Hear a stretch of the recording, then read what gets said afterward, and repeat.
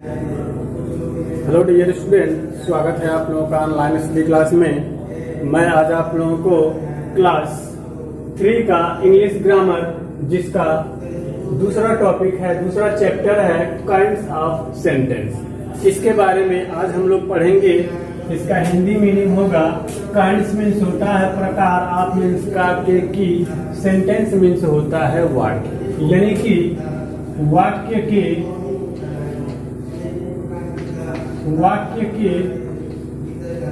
के क्या हो जाएगा, वाक्य के प्रकार। ये आज हम लोग पढ़ेंगे। तो वाक्य के प्रकार को पढ़ने से पहले मैं सबसे पहले बता दूं कि वाक्य क्या होता है। तो पिछले चैप्टर में मैंने आपको वाक्य क्या होता है, व्हाट इज अ सेंटेंस, ये बताया था।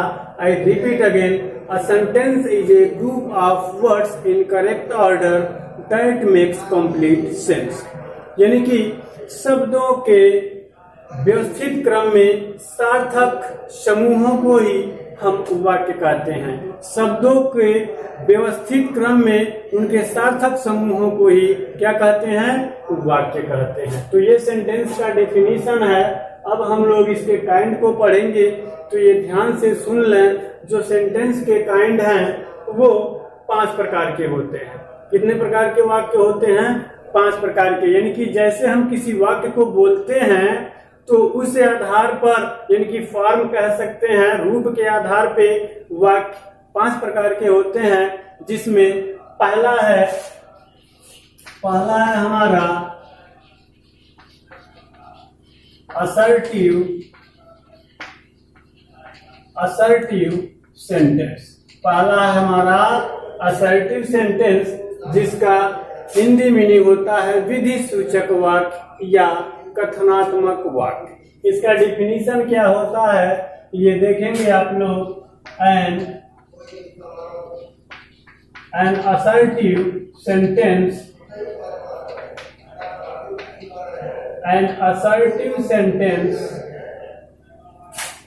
is a sentence that which makes a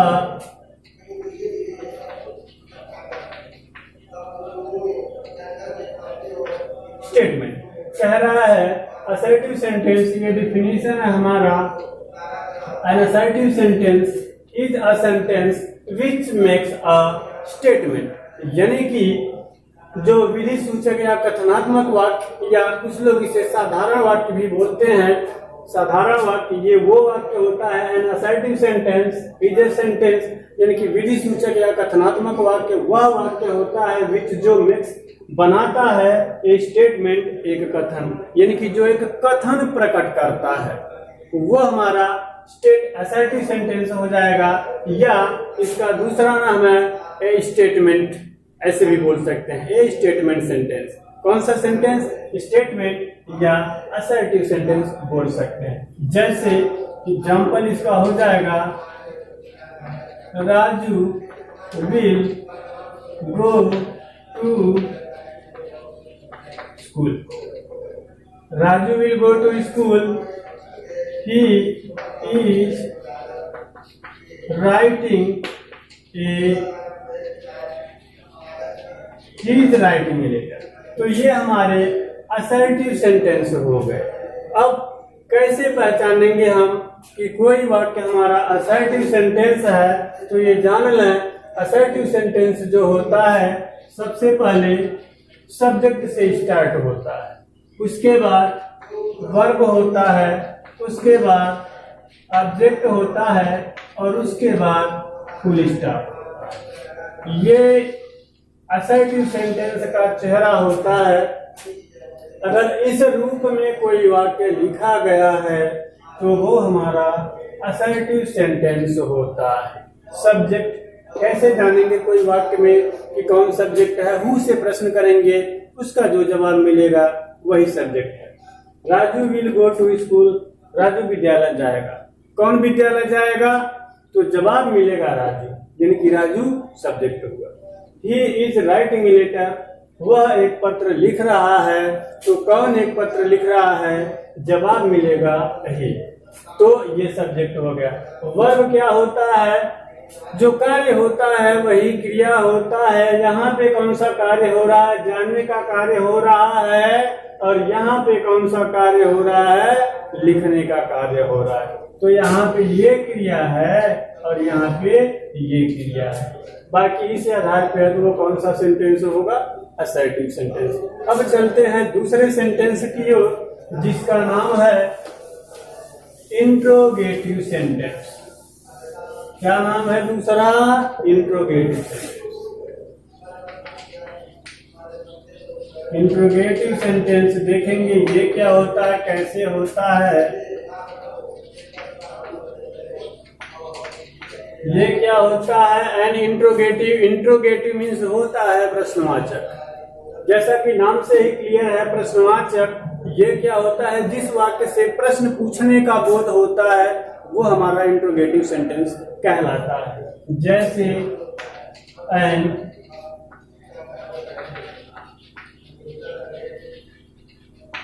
N interrogative sentence is a sentence which asks a question, which asks a question, यानी कि प्रश्नवाचक वाक्य वह वाक्य होता है जो एक प्रश्न पूछता है, या प्रश्नवाचक वाक्य वह होता है, बताया जिस वाक्य से प्रश्न पूछने का बोध होता है वो हमारा प्रश्नवाचक वाक्य कहलाता है। An interrogative sentence is a sentence which asks ये क्वेश्चन, जिससे प्रश्न पूछने का बोध होता है। अब देखें ये जो वाक्य होते हैं इंट्रोगेटिव सेंटेंस हमारे दो प्रकार के होते हैं। वो दो प्रकार कौन कौन हैं, अभी हम यहाँ पे एग्जाम्पल लिख रहे हैं, अभी हम बता रहे हैं। जैसे है यू डन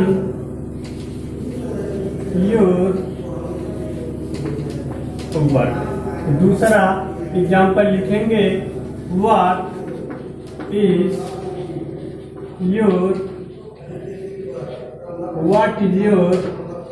नेम। ये दो वाक्य हमने लिखा है। दो वाक्य इसलिए लिखा है क्योंकि इंट्रोगेटिव सेंटेंस हमारे दो प्रकार के होते हैं। एक होता है यस या नो टाइप, यस या नो टाइप, और दूसरा होता है WS टाइप। कौन सा टाइप, WS टाइप। ये दो प्रकार के होते हैं। अब ये यस नो टाइप क्या होता है, तो ये जान लें जिन प्रश्नों का जवाब हम यस या नो में देते हैं। चूंकि प्रश्न पूछने का बोध हो रहा है तो जाहिर सी बात है उसका उत्तर तो हमें देना ही है, तो वो इंट्रोगेटिव हुआ। तो ये जान लें कि कौन यस या नो टाइप का है, कौन WS टाइप का है। सबसे आसान तरीका यही है, जिन प्रश्नों का जवाब हम यस या नो में देते हैं वो हमारा यस नो टाइप का होता है, और जिन प्रश्नों का जवाब हम यस या नो में नहीं देते हैं अपितु उसका उत्तर लिख के देते हैं तो वो WS टाइप कहलाता है। WS टाइप इसलिए कहलाता है क्योंकि जो क्वेश्चन वर्ड हमारा होता है वो या तो W से या तो H से, यानी कि WH से या H से स्टार्ट होता है, इसीलिए उसका नाम WH टाइप कह दिया जाता है। तो ये दो प्रकार के होते हैं। अब इसको हम यहाँ से जांच भी सकते हैं। जैसे have you done your work, इसका मतलब ये है कि हैव यू डन, क्या तुमने कर लिया है योर वर्क, अपना कार्य, यानी कि क्या आपने अपना कार्य कर लिया है। अगर ऐसे कोई प्रश्न पूछता है तो जाहिर सी बात है आपका जवाब किस में आएगा, यस और नो, हाँ अथवा ना। इसी तरह आपका जवाब आएगा कि क्या आपने अपना कार्य कर लिया है। आपने कर लिया है तो आप ये लिखेंगे कि हाँ मैंने कर लिया, yes I have done our या माई वर्क, और नहीं किया है तो no I have not done my work या योर वर्क, जैसा भी है। तो यस या नो में जवाब देंगे उसका यस नो टाइप होगा। यस या नो में जवाब नहीं देंगे बल्कि उत्तर लिख के बताएंगे, जैसे या उत्तर बोल के बताएंगे तो WH टाइप, जैसे व्हाट इज योर नेम, तुम्हारा क्या नाम है, अथवा आपका क्या नाम है। तो जाहिर सी बात है, अगर कोई ये पूछे कि आपका क्या नाम है तो आप यस या नो में जवाब नहीं देंगे। जैसे आपका क्या नाम है तो आप यही बताएंगे कि मेरा नाम सूर्य प्रकाश है, या मेरा नाम मोहन है, मेरा नाम राजू है, मेरा नाम श्याम है, एक्सेट्रा एक्सेट्रा, ऐसे यानी कि जो आपका नाम रहेगा आप वही चीज बताएंगे। तो ये हमारा WH टाइप, ये हमारा S नो टाइप, ये दो प्रकार के होते हैं। अब इनका चेहरा देख लेते हैं कैसा होता है। इनका चेहरा देख लेंगे, ये जो इस टाइप का, ये दो टाइप के होते हैं। तो या तो वो हेल्पिंग वर्ब से स्टार्ट हो सकते हैं, जैसे कि ऊपर वाक्य में दिया हेल्पिंग वर्ब। अब हेल्पिंग वर्ब क्या होता है तो ये जानना है, जो हेल्पिंग वर्ब यानी कि सहायक क्रिया वह होता है जो मुख्य क्रिया का सहायता करता है। जैसा कि नाम हेल्पिंग वर्ब, सहायक क्रिया यानी कि जो सहायता करता है। तो ये जो है हमको पहचानने में ये सहायता कर रहा है कि वो कौन सा टेंस है, इसलिए इसको हेल्पिंग वर्ब बोलते हैं।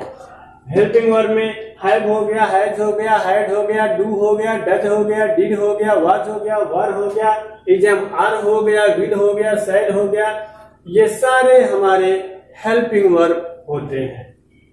तो सबसे पहले या तो हेल्पिंग वर्ब होगा, उसके बाद हमारा यू भी होगा, उसके बाद भी होगा, उसके बाद OBJ होगा, उसके बाद इंट्रोगेटिव मार्क होगा। ये ध्यान रखेंगे, लास्ट में क्या होगा, इंट्रोगेटिव मार्क। इसके पहले वाला जो वाक्य था उसमें हमारा फुल स्टॉप था, लेकिन इसमें क्या होगा, इंट्रोगेटिव मार्क होगा। अब देखते हैं दूसरा क्या होगा। इसमें देख रहे हैं, क्योंकि क्वेश्चन वर्ड WH टाइप का है तो क्वेश्चन वर्ड पहले आ जाएगा, बाकी यही प्रक्रिया रहेगी, यानी कि HV रहेगा, SU भी रहेगा, भी रहेगा, OBJ रहेगा, उसके बाद क्वेश्चन वर्ड, क्वेश्चन मार्क रहेगा। अगर इस पैटर्न पे है तो वो हमारा इंट्रोगेटिव सेंटेंस कहलाता है। ये ध्यान रखेंगे, अंत में ये चिन्ह होना चाहिए और वो वाक्य हेल्पिंग वर्ब या क्वेश्चन वर्ड से स्टार्ट होने चाहिए। तो ये रहा हमारा इंट्रोगेटिव। अब तीसरा देखेंगे, तीसरा हमारा होता है इंपरेटिव सेंटेंस। इंपरेटिव सेंटेंस क्या होता है ये देख लें। इंपरेटिव सेंटेंस क्या होता है, आदेशात्मक वाक्य। इंपरेटिव सेंटेंस, इसको हिंदी में आदेशात्मक वाक्य बोलते हैं। अब ये क्या होता है तो ध्यान से सुनेंगे। आदेशात्मक वाक्य वह होता है जिससे आदेश का बोध होता। अब इसमें आदेश भी आ सकता है, प्रार्थना भी आ सकता है, प्रस्ताव भी आ सकता है, सलाह भी आ सकता है, सुझाव भी आ सकता है। तो जिन वाक्यों से जो चीज हमने बताया इनका बोध होता है वो हमारा इंपरेटिव सेंटेंस होगा। इंग्लिश में N imperative sentence is a sentence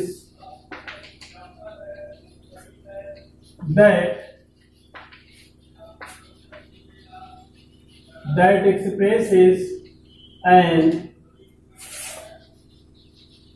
order,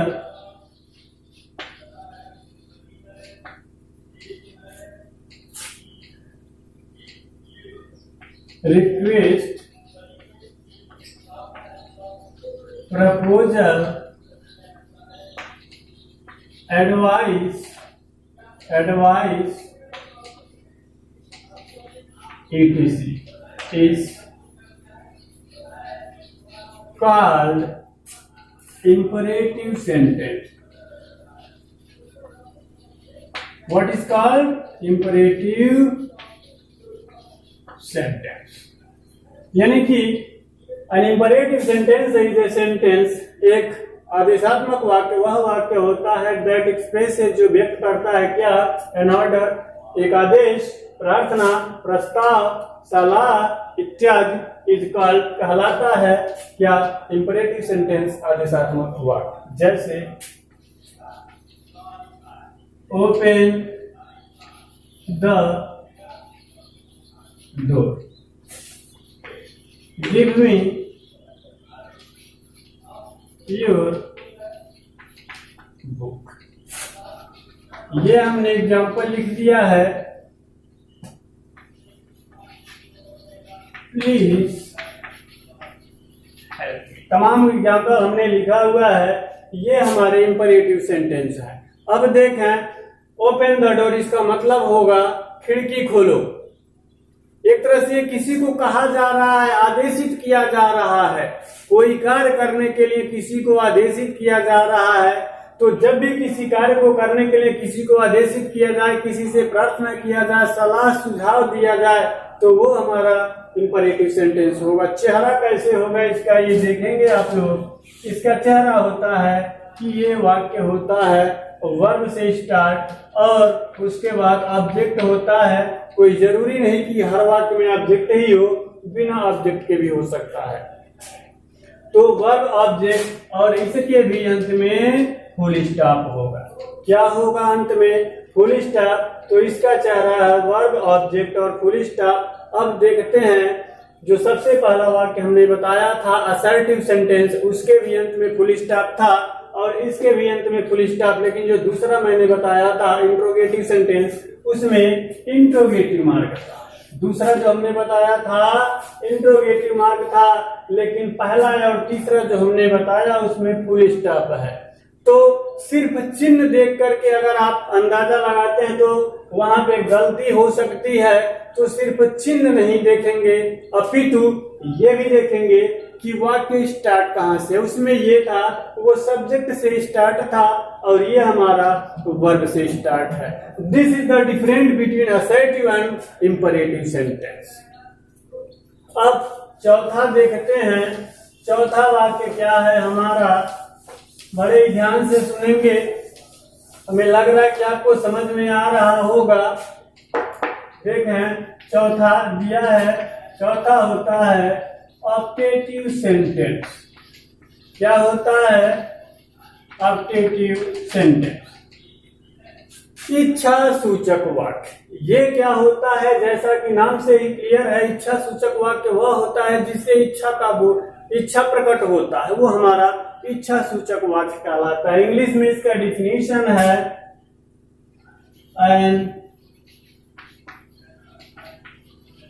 an optative sentence is a sentence which expresses wish, curse, bless, wish, curse, bless, etc.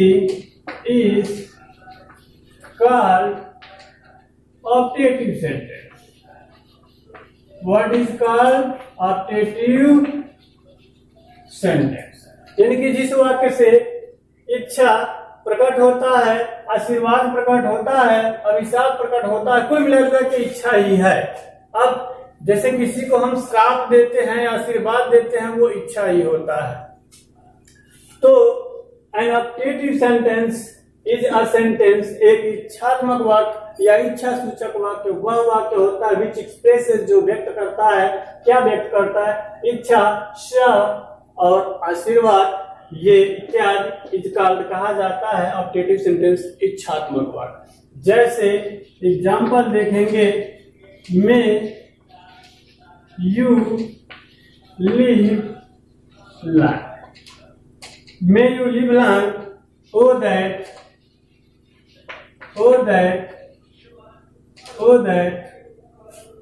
I was a king.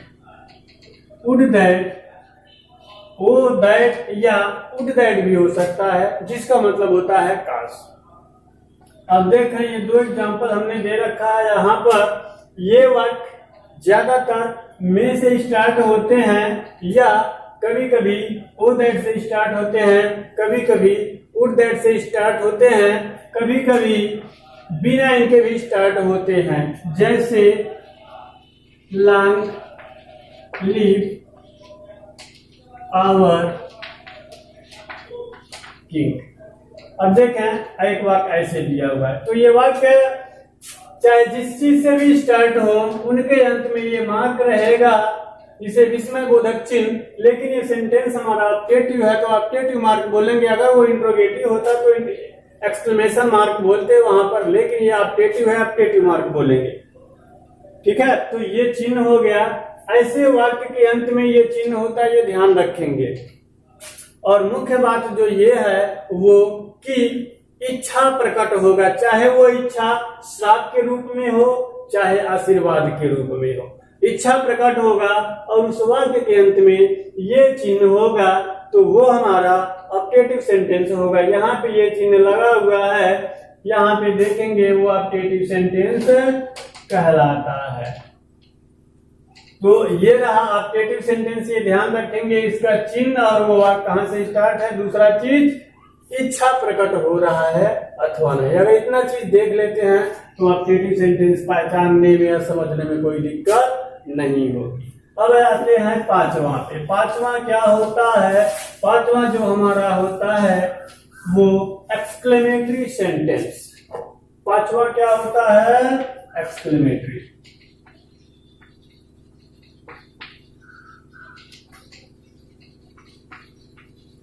Exclamatory sentence, विस्मयादिबोधक वाक्य। ये क्या होता है? An exclamatory sentence, an exclamatory sentence is a sentence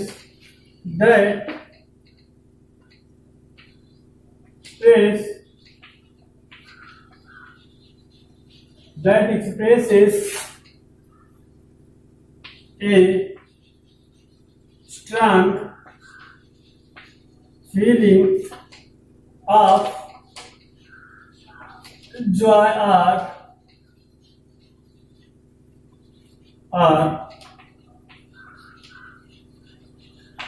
surprise.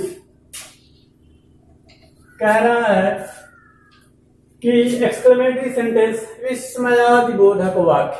ये क्या होता है? An exclamatory sentence is a sentence, यानी कि एक विस्मयादिबोधक वाक्य वह वाक्य होता है जो कि व्यक्त करता है, क्या व्यक्त करता है? स्ट्रॉन्ग फीलिंग्स, एक गहरी भावना, एक मजबूत भावना, एक जोरदार भावना। किस चीज का? आप जॉय और सारो और सरप्राइज, चाहे वो प्रसन्नता का हो, चाहे वो दुख का हो और चाहे आश्चर्य का हो। अगर किसी वाक्य से ये प्रकट हो रहा है तो वो हमारा एक्सक्लेमेटरी सेंटेंस होता है। ये कैसे होता है देखेंगे। Alas alas my friend had been ruined. My friend had been ruined. दूसरा, hurrah, we have won the match। अगला एग्जांपल हम देखेंगे, दिया हुआ है What a beautiful sight, what a beautiful sight। तो ये वर्ड ऐसे ही स्टार्ट हो सकते हैं, अर्थात जो आश्चर्य प्रकट करने वाला शब्द है। जैसे ये अलास हो गया दुख का, ये आश्चर्य प्रकट कर रहा है दुख संबंधी। ये हुर्रा है प्रसन्नता संबंधी। और ये जो वर्ड से स्टार्ट हुआ है वो हमारा आश्चर्य प्रकट कर रहा है, यानी कि ये आश्चर्य प्रकट कर रहा है दुख का, तो इसके पास ये चिन्ह। ये खुशी का प्रकट कर रहा है आश्चर्य, तो इसके पास चिन्ह। ये पूरा मिलकर के आश्चर्य प्रकट कर रहा है, तो इसके अंत में ये चिन्ह। तो ये हमारा एक्सक्लेमेटरी सेंटेंस होगा। दूसरा चीज हम बता दें आपको, जैसे अंत में ये लगा हुआ है, भले ही दिख रहा है ये अंत में लगा हुआ है, लेकिन ये मान के चले अंत में लगा है, लेकिन इससे आश्चर्य प्रकट होता है, इसलिए इसको ऑब्जेक्टिव नहीं समझेंगे, एक्सक्लेमेटरी समझेंगे। क्योंकि ये ना समझे कि ऑब्जेक्टिव में लास्ट में वो मार्क लगाया हुआ था हमने, तो वो ऑब्जेक्टिव हो जाएगा, नहीं। अंदर क्या है? वहां पे इच्छा प्रकट हो रहा था, यहाँ पे आश्चर्य प्रकट होगा। तो ये अंतर है, this is the difference between octet one exclamatory sentence. तो ये व्हाट से स्टार्ट है। दूसरी चीज जो ये कंफ्यूजन हो सकती है बच्चों को कि व्हाट से वाक्य स्टार्ट हुआ, तो कहीं ऐसा नहीं कि इंट्रोगेटिव सेंटेंस है। क्योंकि व्हाट हमारा इंट्रोगेटिव वर्ड है तो ये इंट्रोगेटिव सेंटेंस समझ लेंगे, लेकिन ये इंट्रोगेटिव नहीं समझेंगे। क्यों? क्योंकि जो डाउट है मैं आपको क्लियर कर देना चाहता हूं कि व्हाट से जो वाक्य स्टार्ट अगर हुआ है उसको इंट्रोगेटिव तब तक नहीं समझेंगे जब तक कि उसके बाद हेल्पिंग वर्ब नहीं लिखा हुआ है। अगर हेल्पिंग वर्ब लिखा हुआ है तो हमारा वो इंट्रोगेटिव होगा और उसके अंत में इंट्रोगेटिव मार्क लगा होगा। यहाँ ऐसा कुछ नहीं है, न तो हेल्पिंग वर्ब है न तो इंट्रोगेटिव मार्क है, इसलिए इंट्रोगेटिव भी नहीं समझेंगे। समझेंगे तो सिर्फ एक्सक्लेमेटरी सेंटेंस। तो ये रहा एक्सक्लेमेटरी सेंटेंस। यहीं पर ये टॉपिक आपका समाप्त हो जाता है। उम्मीद है ये काइंड्स ऑफ सेंटेंस जो आज हमने आपको पढ़ाया समझ में आया होगा, और अगर आपको समझ में न आया हो तो आप इस वीडियो को पुनः देख सकते हैं। धन्यवाद।